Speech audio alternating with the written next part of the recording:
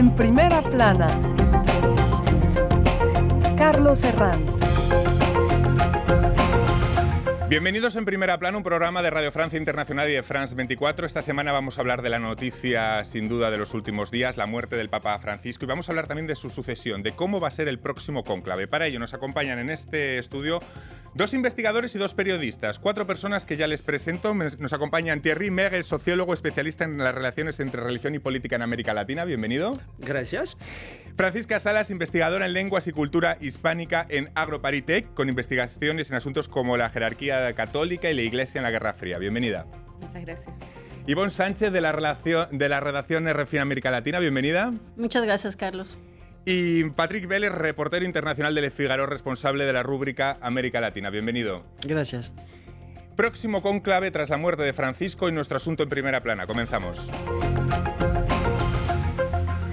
Miles de fieles han dado su adiós a Francisco tras 12 años de papado, marcados por su sensibilidad social en temas como los migrantes y por plantear reformas que fueron demasiados para sectores conservadores, pero también criticadas en ocasiones por inacabadas o no del todo profundas por sectores progresistas. ¿Dónde situamos el cursor para hacer balance de este papado? Hoy se lo vamos a plantear a nuestros invitados en primera plana y también miramos al futuro con el próximo cónclave. Ya saben que estos días son días de apuestas. Ya hay nombres a candidatos, a sucesor que circulan. ¿Habrá una línea continuista con Francisco? Por lo pronto sabremos que será un cónclave con mucha más representación de países que en ocasiones anteriores y que obtener la fumata blanca puede ser más complejo. En la mente de muchos está la película Cónclave. Veremos cuánto no hay de realidad en la ficción. Antes, leamos la prensa. Clarín. Desde Argentina, el Papa que resucitó a la Iglesia y nunca se alejó de la política argentina. El Corriere della Sera lo califica del Papa de los desfavorecidos, de los que están al margen. Aquí en Francia, Liberación, Perdimus papam. Dice el rotativo que su papado está marcado por un compromiso con los pobres, los migrantes y la ecología. Bueno, lo primero, plantearos a los cuatro cómo pasará el Papa Francisco a la historia. Se habla mucho estos días de Papa revolucionario, Papa reformista, pero ¿de verdad lo ha sido? ¿O ha sido un buen comunicador con reformas menos profundas de sus propósitos iniciales? ¿Qué les parece? Terry. Me cae a mí.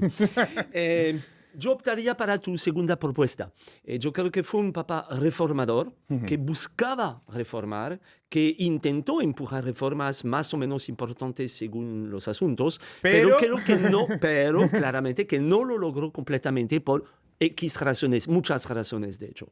Luego te voy a preguntar por el X porque sabes que en toda la ecuación es la clave, esas X razones. Antes, Francisca. A ver, yo creo que el Papa fue capaz de dar debate a ciertos temas sociales que son fundamentales, no se escondió, él hizo frente a temas que nos interesan a todos, a toda la sociedad, y sin embargo tuvo una línea en donde guardó y privilegió, ¿no es cierto?, el cuidado del fondo doctrinal. Es decir, que hay una continuidad también con los papas anteriores.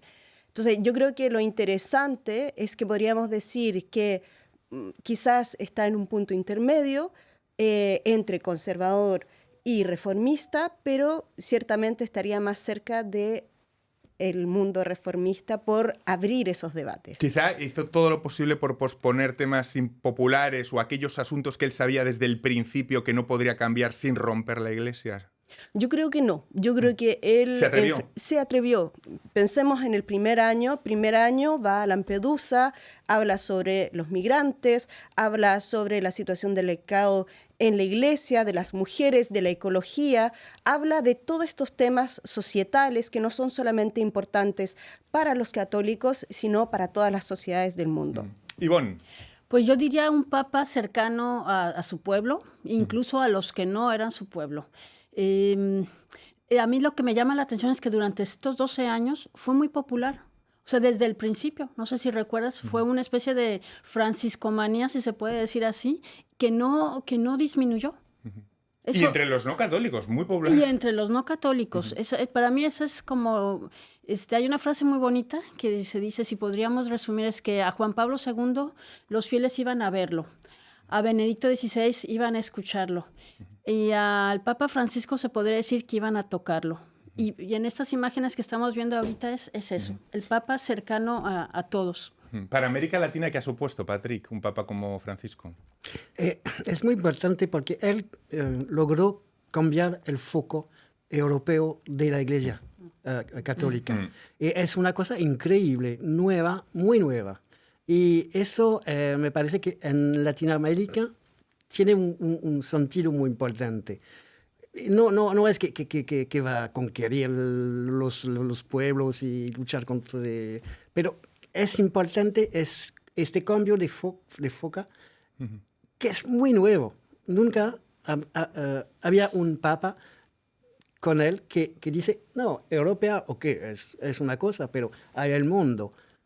Dicen que en su discurso lo que siempre ha predominado como palabra que vamos a relacionar con Francisco es periferias. Que así, con esa palabra, llegó a ser papa. No, eso es cierto. Él, cuando fue nombrado, dijo, ellos se fueron a buscarme al fin del mundo, ¿no? Eso es claro. Yo concuerdo con mi colega aquí. Pero tal vez habría que superar a la vez las imágenes. Mencionaste al inicio que si estaba un buen comunicador. Claro, un excelente Eso yo creo comunicador. que está claro, ¿no? Claramente. Que busquen tocar a él. ¿Pero qué significa? ¿Cambia la vida? ¿Cambia la doctrina? En absoluto no. Entonces yo creo que ahí hay el balance aquí está. ¿Cómo hacer la diferencia entre un personaje de primera plana como un papa? Y en este sentido yo diría que el Papa Francisco logró, y aquí concuerdo con Iván, logró una imagen de cercanía igual, o de popularidad, igual a la de Juan Pablo II. Claro. Pero a diferencia de Ratzinger, Benedicto XVI, se fundó más en esta cercanía a la gente. Sí, Y es eso que me parece más relevante que cualquier logro doctrinario. Francisca. hay que pensar también que el Papa Francisco era una persona que le gustaba el contacto con la gente, es decir, que era un sacerdote de barrio, le gustaba el mate, el fútbol, ¿no es cierto? Uy, Era eso una muy persona popular, muy cercana, ¿sí? Pero él también tiene una herencia y esa herencia es Vaticano II, Vaticano es, II. ¿no es cierto?, el tema del desarrollo, la crítica, ¿no es cierto?, a la marginalidad y es muy sensible al tema del sufrimiento. Es decir, que él trae toda la herencia, ¿no es cierto?, mariana, latinoamericana, por eso él habla mucho de la ternura y la figura de la Virgen María es central en su papado porque él trae esa tradición latinoamericana a el Vaticano. Entonces yo creo que es interesante ver, ¿no es cierto?, cómo él va a unir dos figuras que son para él fundamentales, que es Francisco de Asís y la figura de la Virgen como madre y como la representante de la ternura, que es lo que él quiere transmitir. Esa dirección del Concilio Vaticano II hay que entenderlo también como vuelta a los orígenes de la Iglesia, una Iglesia más horizontal, de estructura menos jerarquizada, también como antídoto contra los abusos de poder ligados a los abusos sexuales muchas veces, ese abuso sexual y abuso de poder. Yo creo que si nosotros pensamos en una vuelta que a las bases del cristianismo, a la historia del cristianismo, yo creo que Francisco lo que quiere es hacer un ayornamiento, es decir, hagamos un debate sobre cuáles son las problemáticas actuales, ¿no es cierto? Pero sin perder de vista cuál es el objetivo, ¿no es cierto?, de la Iglesia a nivel, por ejemplo, de la pobreza, del magisterio, de la importancia de, ¿no es cierto?, el rol pastoral. Yo creo que por eso mismo Francisco logra, ¿no es cierto?, hacer un giro en la Iglesia, incluso va a hacer un giro en las formas de financiamiento de la Iglesia. Entonces, sí que es una persona que en 12 años hizo mucho. Ivonne. Me gustaría también una frase que él dijo mucho. Sí. Todos, todos, todos. Es decir, siempre decía esta inclusión. Es decir, primero que vengan todos y después nos ocupamos de arreglar las cosas, ¿no? Creo que fue más duro con sus propios colegas, con sus propios sacerdotes. Es decir, había esta imagen de sacerdote de barrio, como dices. Sí. Siempre se decía él obispo de Roma, Siempre fue, y realmente el pueblo de Roma yo creo que lo llegó a apreciar mucho porque efectivamente hacía mucha labor parroquial, por decir así, pero adentro efectivamente fue más duro porque, bueno, tuvo que eliminar muchos privilegios de la curia. Decía Francisca y Terry, un papa muy pegado al pueblo. Hemos hablado también, es muy importante su dimensión personal, interés por el fútbol y también, Patrick, con la política argentina, que siempre ha estado tremendamente enzarzado y vinculado. Sus idas y venidas, su relación con los Kirchner, con Alberto Fernández, con Milei. Un papa muy presente de una forma u de otra siempre en la política de Argentina, ¿no? Sí, hay un libro que el título es El Papa Peronista. Sí. Le han acusado de papa comunista muchas veces. Le han acusado de todo. Sí, y leí un artículo ayer.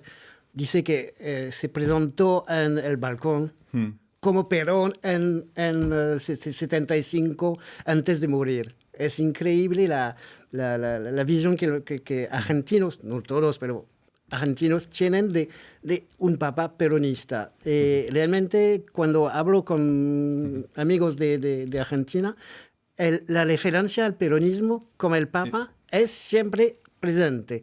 No sé si es pertinente, pero esta imagen es muy importante. Es muy importante. El intento, no sé si llamarlo de desmasculinizar la Iglesia o del rol, de abrir el debate sobre el rol de la mujer. ¿Qué nota le ponemos a Francisco y cuánto de profunda ha ido esa reforma? Francisca o Terry. No me voy a poner el riesgo de poner una nota al Papa, pero él intentó. Él fue uno de los primeros, sino el primero realmente en poner en la mesa la cuestión del papel de la mujer. Eso es sin dudas. En el sínodo fue obvio esta cuestión, pero tuvo que retroceder. Por razones doctrinarias, algo que mencionaste hace rato es no romper la unidad de la Iglesia. Sí. Ahí había un costo que él no quería imponer a la Iglesia. Él logró algunas cosas, por ejemplo, los primeros nombramientos de mujeres en altos cargos de la curia. Eso es fundamental, simbólico, pero fundamental. La cuestión verdadera no es lo que hizo, lo que se hará con esa herencia. O sea, un nombramiento puede ser abrir una puerta. Puede ser también un intento sin futuro. ¿Qué habrá el futuro papa? Esta es la clave total. Si la línea continuista va a continuar o no a partir del próximo cónclave. Ahí veremos. Lo vamos a dejar en una pregunta en alto, que se dice en tiempos en los medios de comunicación, porque la vamos a intentar resolver a vuelta de pausa, ¿verdad que sí? A vuelta de pausa la resolvemos. Hasta ahora.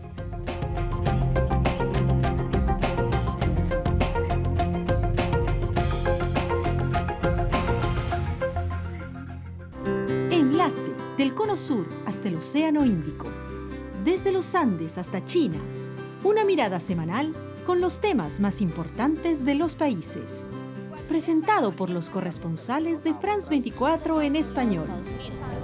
Enlace en France 24 y france24.com.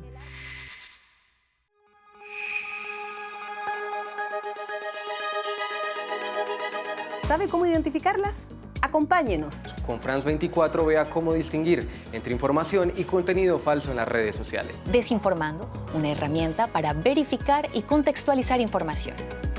France 24 es información certificada. Todos los días, en todas nuestras emisiones. Con dos investigadores, Francisca Salas y Terry Mer, y con dos periodistas, Patrick Bell y mi compañera Ivonne Sánchez, analizamos la muerte de Francisco, su funeral y sobre todo miramos al futuro con el próximo cónclave y cómo puede ser su sucesión. De momento, Francisco descansará en Santa María la Mayor con su inscripción de su nombre Franciscus en latín.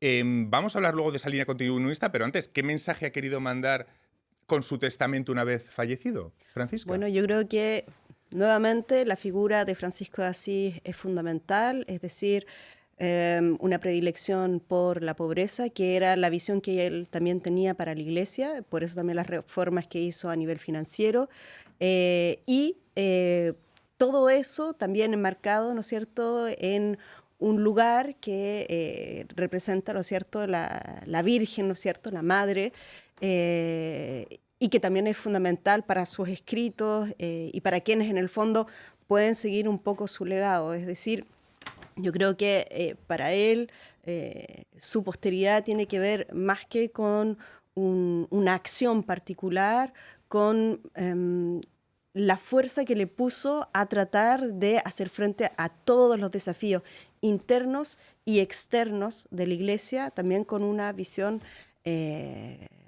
espiritual. Yo creo que eso. En esos legados y en esos escritos creo que Ivonne quería destacar algo, ¿no? Bueno, yo sí, de estas 4 encíclicas, porque solamente el Papa escribió 4 encíclicas, lo cual no es mucho. Ajá. Benedicto XVI, exacto, claro, poco. Pero esta última que escribió en octubre del 2024, que se llama Dilexit Nos, está consagrada al Sagrado Corazón de Jesús, que es una tradición del siglo XVII, y me permito leer esto, que es realmente lo último que él escribió, que dice: pido al Señor Jesucristo que de su corazón santo broten para todos nosotros esos ríos de agua viva que sanen las heridas que nos causamos, que fortalezcan la capacidad de amar y de servir, que nos impulsen para que aprendamos a caminar juntos hacia un mundo justo, solidario y fraterno. Creo que resume muy bien y creo que nos incluye a todos, y yo creo que es por eso que nos toca tanto el corazón su muerte, y pues ahora... Yo a eso también le sumaría un elemento muy importante, que son los diálogos interreligiosos. Cuando él hace, ¿no es cierto?, es Fratelli Tutti, pone ahí el punto. Su legado, ¿no es cierto?, sobre el tema de la Amazonía, los indígenas, es fundamental. Exacto. Y también el hecho de una iglesia que sale, ¿no es cierto?, una iglesia que va hacia afuera, pero también con una claridad doctrinal que es importante. Eso. Sí, eso que ha nombrado Francisca, la defensa de la Amazonía, ha sido, Patrick, por cierto, la otra gran causa de Francisco en América Latina, que quizá esa cuestión ecológica es lo que le ha conectado con el público joven. Sí, me parece que es un buen comunicador y la ecología es una manera de conquistar a los jóvenes. No sé si logró hacerlo, pero su discurso sobre la ecología, el sínodo sobre la Amazonia que hizo, no me acuerdo el año, y siempre tiene referencias sobre la preservación de la naturaleza, y eso es muy nuevo por un papa. Nunca escuché un papa hablando de la ecología. Es el primero.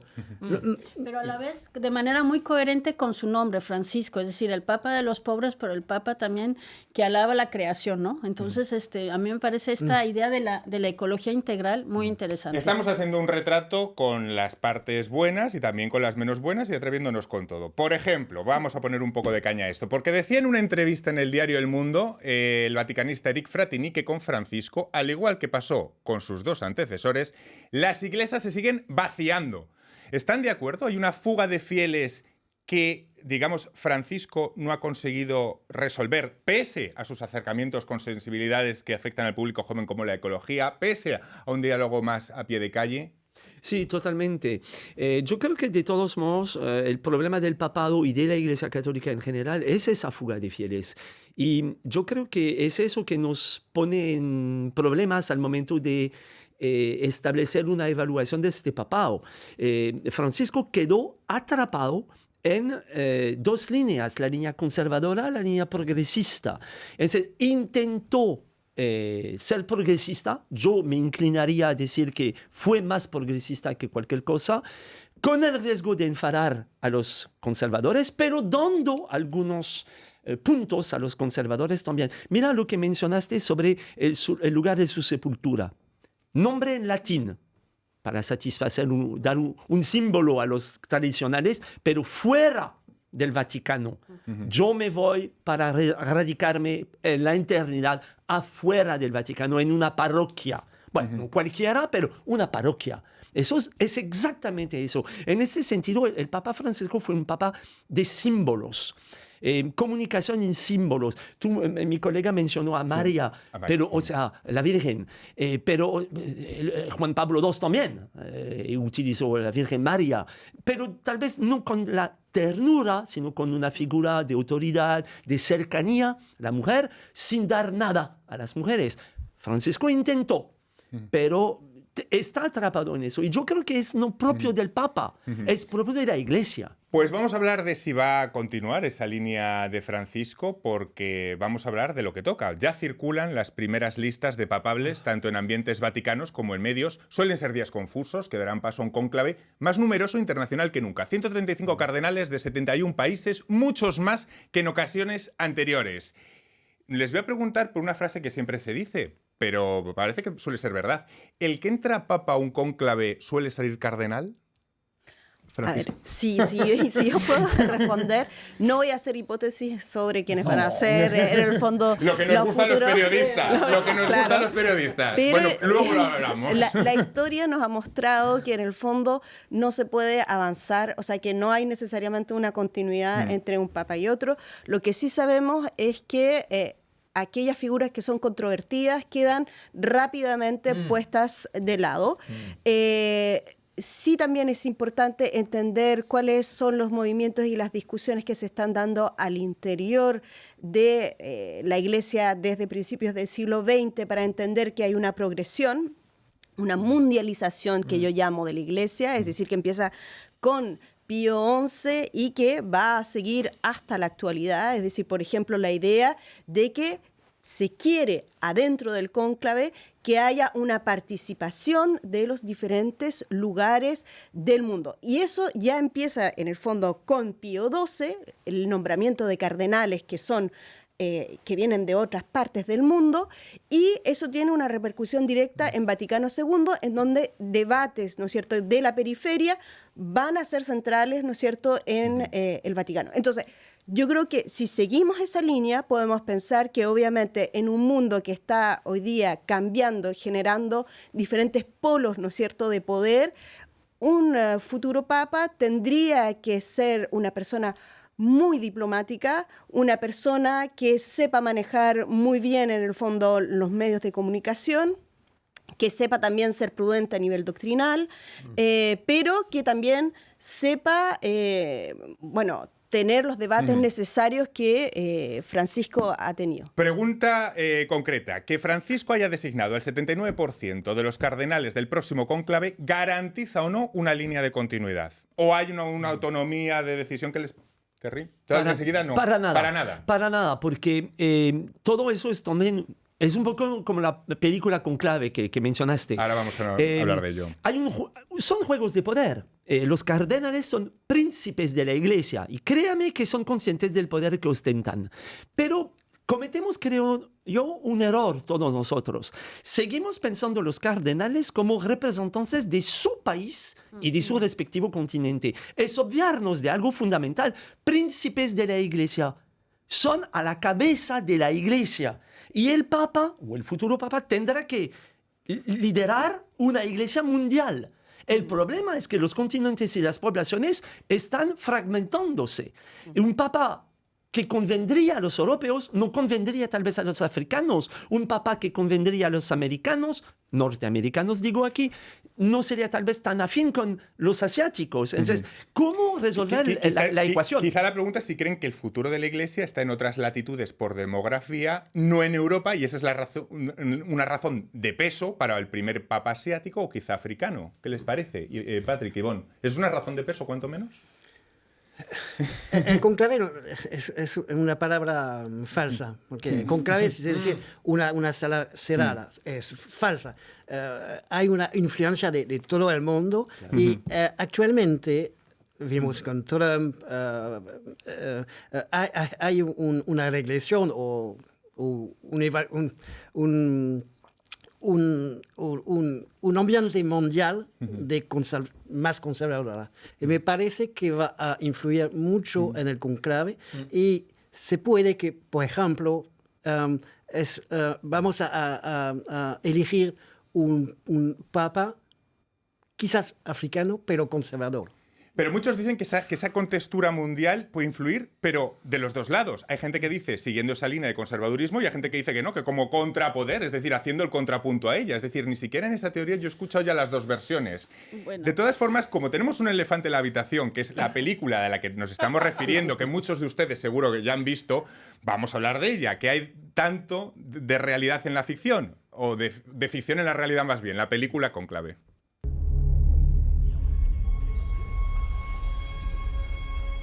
El Papa ha muerto. El trono está vacante. Bueno, no sé qué les parece, cuánto hay de verdad en la ficción, los que lo hayan podido... Ivonne. Carlos, me puse a ver la película por ti y... ¿qué te puedo decir? Bueno, está no hagas spoiler, el final no hago spoiler. Está muy bien la ambientación, pero bueno, me parece que falta un elemento que quizás para los no creyentes es exótico, pero se llama el Espíritu Santo. O sea, se supone, y además otra cosa, hay el preconclave. Que me has dicho que es muy importante. Que es ahorita en las congregaciones, es decir, se van reuniendo los cardenales y van conversando. Y incluso fue en un pequeño discurso, cada cardenal tiene 5 minutos para hablar. Y fue en ese discurso del Papa, que él habló ya en ese momento de las periferias, que muchos empezaron a verlo. Entonces, bueno, quizás hay cosas interesantes de la película, pero no hay que olvidar las pláticas previas al cónclave, y también, si los creyentes creen, que uno reza al Espíritu Santo y va a llegar el Papa que en ese momento necesita la Iglesia. Me quedo sin tiempo, muy breve. ¿Cuánto hay de verdad en la ficción, en Cónclave? Una ficción es una ficción, una buena ficción se inspira en algo real. Entonces, obvio, hay que recordarnos, todos los cardenales no se conocen tan a profundo como para elegir uno de ellos para ser Papa. Entonces, aquí radica la cosa. Y lo que mencionó mi colega, que en un mundo que se vuelve tal vez más conservador, sería conveniente elegir a un papa conservador. No estoy tan seguro. Un papa moderado sería indicado. O sea, otra vez, una especie de Francisco ligeramente inclinado por un lado o por el otro. Por eso, yo estoy en contra. No habrá un papa africano. Bueno, pues muy interesante. Muchísimas gracias a los 4. Seguro que nos llevamos muchas claves para interpretar el próximo cónclave. Lo contaremos aquí en RFI France 24. Gracias.